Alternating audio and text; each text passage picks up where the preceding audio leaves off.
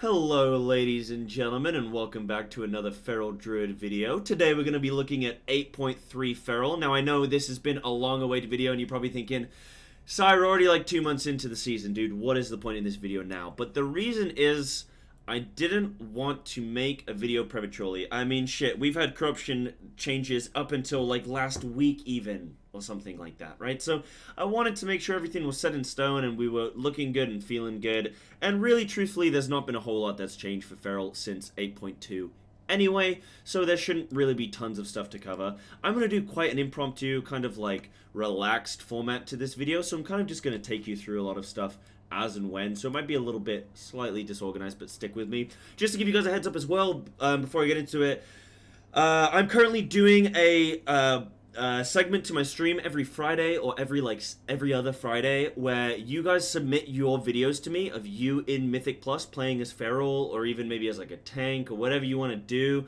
and just submit your video to me via my Discord, which I'll show links in the description below. And I will watch that video of you playing on stream, and I will take you through like your Azerite, your talents, your corruption, your essences, like all that kind of stuff. I'll take you through your single target rotation, your 2 target, 3 target, 4 target, mass AoE, your utility, defensive use, corruption use. Not really corruption use, but your corruption proccing, and you're not standing correctly. Yeah, you're facing the wrong way with your Twilight Devastation. Yeah, you gotta make sure you face the mob. All that kind of stuff. So please submit those videos, and if you want to find out more, just reply in the comments, get on my Discord, or ask me directly via Twitch, or however you want to do it. Anyway, getting into the guide. So you'll know that there are 2 viable ways to play Feral Druid right now. You kind of have the choice between Predator and Sabertooth, depending on if you want more single target from Sabertooth, or if you're happy just playing with the Tiger Fury reset with Predator. Both of those still rockin', still really good. Primal Wrath pretty much locked in for Mythic Plus. Soul of the Forest pretty much locked in for all kind of like every form of content, and we kind of know why that is. It's passive, increase your damage, it's really good. Primal Wrath obviously giving you your AoE rip, super good, great. Now you can still play with Moment of Clarity or Blood Talons. I would say that for damage, Blood Talons is actually probably slightly better than MOC, specifically in the single target like way of things. Especially with Blood Talons, it's really good in Mythic Plus right now because you have these mini-bosses, and the mini-bosses have a lot of health, and they're very single-target focused. Yes, they might have some adds, but predominantly they are very single-target focused. So you have the bosses in the dungeon, now you have these 4 additional mini-bosses that are very single-target heavy, so Blood Talons is actually quite advantageous, especially since Feral Druid does lack single-target.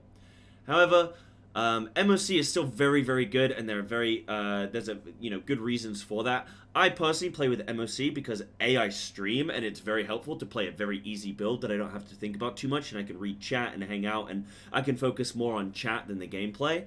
That's why I will still talk to chat in high keys and stuff, because of that easier rotation. But also, you'll notice I'm playing with 70 corruption.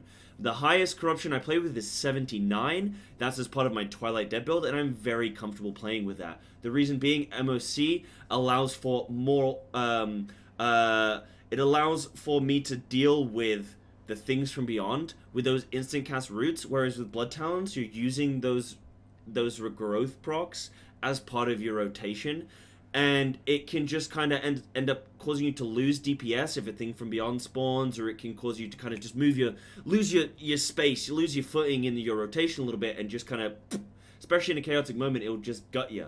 So by playing MOC, you're able to deal with those comfortably, and it not kind of disrupt you too much. Now, if you're going to play MOC, that's fine. If you're going to play Blood Talons, that's fine. However, Sabertooth complements Bloodtooth, I would say. Sabertooth complements Blood Talons, and Predator complements MOC. Though you can mix and match a little bit, that's quite fine. I personally don't like playing Sabertooth with Primal Wrath, but that's by the by, it's up to you. Both of those are viable. All of those are viable. The rest of the talents are personal preference. I play Mass Entangle because it allows me to deal with things from beyond more easily, again, allowing me to play with more corruption. The only thing I would say, if you're going to play MOC, make sure you have 3 Wild Flesh Rendings. This is because your predominant damage is coming from shreds and swipes. Where does that damage then also come from? Your Wild Flesh Rendings. So make sure you get 3 of those. If you're playing Blood Talons, try and prioritize Jungle Furies. If you can get 3 of those, that's great. Now, I play with a build where I always have 3 Wild Flesh Rending. I have 2 Jungle Furies, And then that last final, that 6th spot, I don't mind if you play Untamed Ferocity, Gushing Lacerations, Jungle Fury, or Blighted Infusion. Blighted Infusion is really good because it's going to give you more overall crit than if you play with 3 Jungle Furies. However, you don't get that crit exactly when you want it because it's proc based. Now, Gushing is going to increase the damage of your Rip, which is, and also has a chance to give you an additional combo point, which can be quite nice. You can get more finishes in a particular window. But Gushing, you're kind of investing in you're now investing in your Rip and your bleed damage, but also you're playing MOC, so you're kind of playing like with, or I'm playing MOC, so it's kind of like, well, then you'd be buffing your shreds and your swipes and then also your Rip, which is potentially a good point. Like, you might want that extra single target damage. Untamed Frosty is still pretty solid as well, and of course, just having a 3rd Jungle Fury is great. When it comes to like the 3rd level of minors, Unstable Flames is really good if you're lacking crit. Overwhelming Power is just phenomenal. Apart from that, it really just comes down to like what you can get your hands on. Those I'd say are like the 2 that you want to focus. Gut Reaper is pretty cool, and so is Heed My Call, though I'd say those are probably like the best setup that you can get. In terms of essences, Blood of the Enemy still our best in slot major. I definitely recommend you don't really play Mythic Plus without it, but like you can still play Focusing Iris and that kind of thing. But Blood of the Enemy, you don't want to use it unless you have rank 3. So make sure you get a rank 3 of that as best you can. Remember, Lucid, really good, still solves our energy issues, still sorts our versatility, still gives us healing, really, really nice as a passive. Then you have, I alternate between Conflict and Strife or Purification Protocol. Conflict and Strife if it's tyrannical and if I want extra single target, or Purification if I want extra AoE, or if it's a large AoE dungeon or a fortified. You then can go Breath of the Dying, which has the benefit of giving us extra corruption resistance, and it also is just a really nice single target buff. You can also use Crucible of Flame if you wanted to. I am wanting to experiment with Spark of Inspiration. If I had, say, like a full pre-made comp and everyone was going to use it, and I was going to be getting these resets on Blood of the Enemy, I feel like that would be very, very good. Because you'd be getting, like, Feral Druid is not very cooldown dependent. Berserk kind of sucks, forget about it. And then you have Tiger's Fury, which is constantly up if you're using Predator. Or worst case, it's 30-second cooldown anyway. If you can get more Blood of the Enemy windows, that seems really, really good. So I'm kind of considering that. Haven't had a chance to test it yet, unfortunately. So that's kind of the setup there. In terms of trinkets, I would say that like Plumage is pretty solid if you need some versatility. Tormented Jar is nice. It'll do about 3.5% of your damage, potentially 4% depending on what rank you have. Coral's still very strong in Mythic Plus, specifically on single target dungeons, say King's Rest and Workshop, where it's very boss heavy, small packs of trash, or naturally on a tyrannical week, though I don't love Coral. Holland's Dice really, really good because Mastery, good. Haste, good. Crit, good. Also, we have things like Drestagath. Now, Drestagath is split damage, so you want to make sure that you're only really using it if it's a single target heavy dungeon, say a Workshop or a King's Rest. You also, of course, have, where is it? Inkpod. I've never really loved Inkpod. It's really good with Coral, though, but you can still use that. Tiny Electromental in a jar. Pretty darn solid. Really good on AoE, though I would say Torment probably just nudges it out because it's good on AoE and also a little bit better on single target, I would say. You also have Spyglass. I would say go Spyglass if you're low on crit. But if you're not really suffering from crit, then you don't really need to take it. There's also the Guidance Device, which is kind of like equal and opposite to the Drestagath Trinket. So this Mechagon Trinket is really good in AoE, pretty bad in single target. You know? What else would I say? Yeah, in terms of just like stats, I try and aim from anything to 35 to 40-ish% crit. And then if you're playing MOC, you'd want to go crit verse. If you're playing Blood Talons, you'd want to go crit mastery. You will note that I play a high level of mastery for the fact that I still play MOC.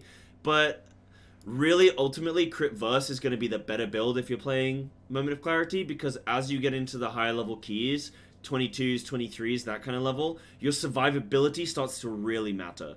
So if you have the choice between damage and damage, or damage and damage with extra survivability, you're going to choose the damage with extra survivability, you know what I mean? So that's where versatility starts to edge out mastery, especially like in this MOC build.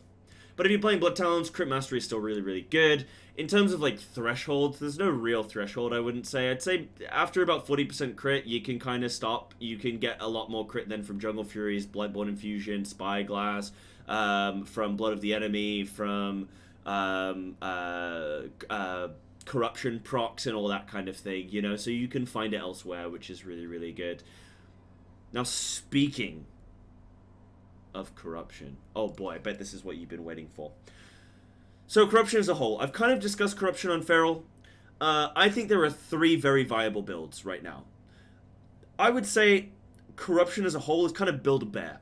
It's allowed us to say, hey, what kind of talents do I like? What essences do I like? What Azerite do I like? And to really customize and make the build that you want and that you have viable. You know, a lot of people come to me and say, hey, Si, what's the best on this? What's the best on that? Well, I don't know. What corruption do you have?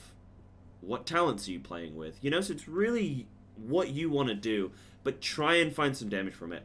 I'd say the 3 big corruption builds that we currently have are, of course, Twilight Devastation, really good on AoE. I personally don't like stacking tons of Twilight Devastation. I don't really like going Twilight Devastation, simply because Feral Druid already has a lot of AoE. So it's like, right, well, where am I going to get my single target now? There is potentially call for like a build like this, and then going heavy Twilight Dev, maybe rank 4 Twilight Dev, like I might do in my like AoE Twilight Dev set, where I play 79 Corruption and I play Twilight Dev rank 3, Twilight Dev rank 1. I still play the Mount Weapon, and I still get crit damage. You know what I mean? For all that for 79 Corruption, that's a bargain, right? And then you just go pure single target talents. That could be an interesting build. Haven't tested it myself, though, so let me know if anyone does test that. I would then say Mind Flay is really, really good if you want single target, which is what I personally prefer, even on a fortified week, because I know my AoE is going to come from my talents anyway. So I have a rank 2 Mind Flay, a rank 3 Mind Flay, and then I still have the Mount Weapon. Mind Flay is really, really good, especially with Blood of the Enemy, because your Blood of the Enemy and your crit chance will increase your Mind Flay. So you can have a Mind Flay proc, and unlike Twilight Dev where it just happens, Mind Flay, you can see it proc, and even if 1 or 2 ticks go by, you can still go, oh, I'm in a Blood of the Enemy, and you can still get the remainder of the ticks, which is really cool. You'll notice that Anzig Vra always features in my build, no matter what's going on. It's probably the best value corruption damage per corruption point of anything that Feral can get.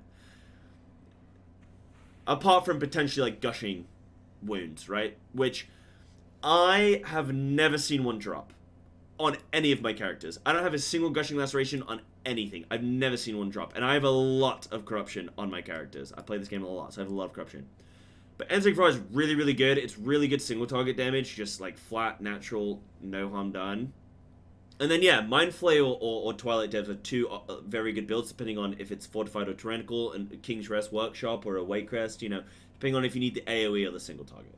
Now, the third and final build that I think would be really good for Feral right now would be a Strike Through and a Severe build, which would be like crit from all sources, crit damage increase, the stacking crit chance that you can get. All that crit damage would be really, really good for Feral. And even versatility procs if you're playing, or versatility from all sources if you're playing MOC, or if you're playing Blood Talons Mastery would be really, really good. I would kind of stray away from haste on Feral. You don't really need it. I would say you can get enough haste passively, and there's just better ways of finding that damage. But that really sums it up for the Feral 8.3 guide. Those are kind of the key parameters that I would give you. If I miss anything, or if you felt like you want to know more things, like, so for example, if you want to know potions, well, Unbridled is really good on anything from, I say, like 1, 2, 3 mobs. That's really good. And then after that, you can use just like agility potions and that kind of thing. I use crit food, even though I'm high on crit.